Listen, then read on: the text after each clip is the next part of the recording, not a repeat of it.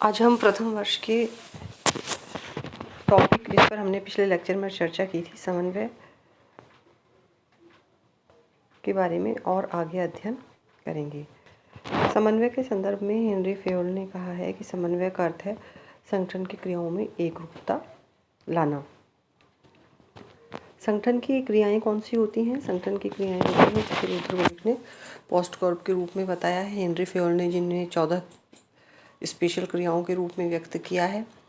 मुख्य रूप से ये नियोजन, वित्तीय प्रबंधन, कार्मिक प्रबंधन आदि से संबंधित होती हैं। तो हेनरी फेयोल इन प्रक्रियाओं पर फोकस करते हैं।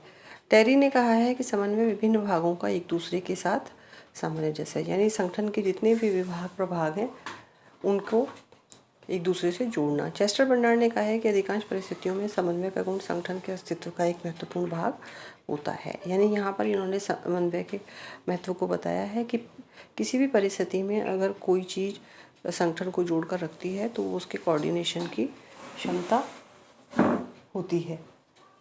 कोऑर्डिनेशन की क्षमता होती है और कोऑर्डिनेशन की क्षमता से ही यह कार्य कर पाता है। तो समन्वय एक माध्यम है जो संगठन के विभिन्न विभागों, प्रभागों, प्रकोष्ठों आदि की एकरूपता बनाए रखता है। समन्वय भौतिक व मानवीय संसाधनों के मध्य लक्ष्य प्राप्ति हेतु संवाद का उचित स्तर बनाए रखने की भी प्रक्रिया है। तो इस तरह से हम समन्वय को एक उस प्रक्रिया के रूप में समझ सकते हैं जो संगठन के लिए बहुत अधिक महत्वपूर्ण है। समन्वय के महत्व के पॉइंट्स आप इसमें देख रहे हैं। सहयोग की भावना का विकास, संघर्ष व अतिरावों यानी डुप्लीकेशन को दूर करना, संसाधनों के दुरुपयोग को रोकना, लक्ष्य प्राप्ति में सुगमता, विभिन्न प्रक्रियाओं में एकरूपता, कर्तव्य की स्पष्टता, द्विधाओं का निराकरण, वास्तविक तथ्यों का प्रकाशन। तो ये जितने भी पॉइंट्स आपको बताए जा रहे हैं ये समन्वय के महत्व को प्रतिपादित करते हैं। इसमें एक चीज़ जो महत्वपूर्ण आपको स्पष्ट की जा रही है वो ये कि समन्वय संगठन के विभिन्न स्तर यानी कि जो लक्ष्य प्राप्ति के लिए विभिन्न प्रकार के एक हायरार्की बनाई गई है, जो एक हायरार्की में जो स्तर तय किए गए हैं उन सब स्तर के ऊपर कर्मचारियों को क्या कार्य करना है ये सबसे ज़्यादा स्पष्ट उसमें कर दिया जाता है।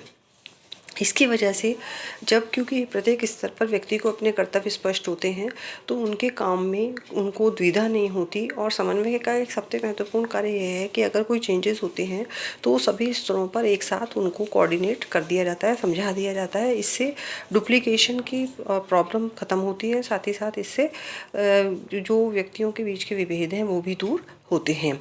तो समन्वय किसी भी संगठन में समन्वय के बेहतर होने का परिणाम यही है कि वो लक्ष्य प्राप्ति तुरंत कर लेता है, वहाँ दुविधाएं कम से कम होती हैं और वास्तविक तथ्यों का प्रकाशन। ये सबसे महत्वपूर्ण बात है कि जो कोऑर्डिनेशन की प्रक्रिया है उसमें हर व्यक्ति को हर बात सूचित होती है।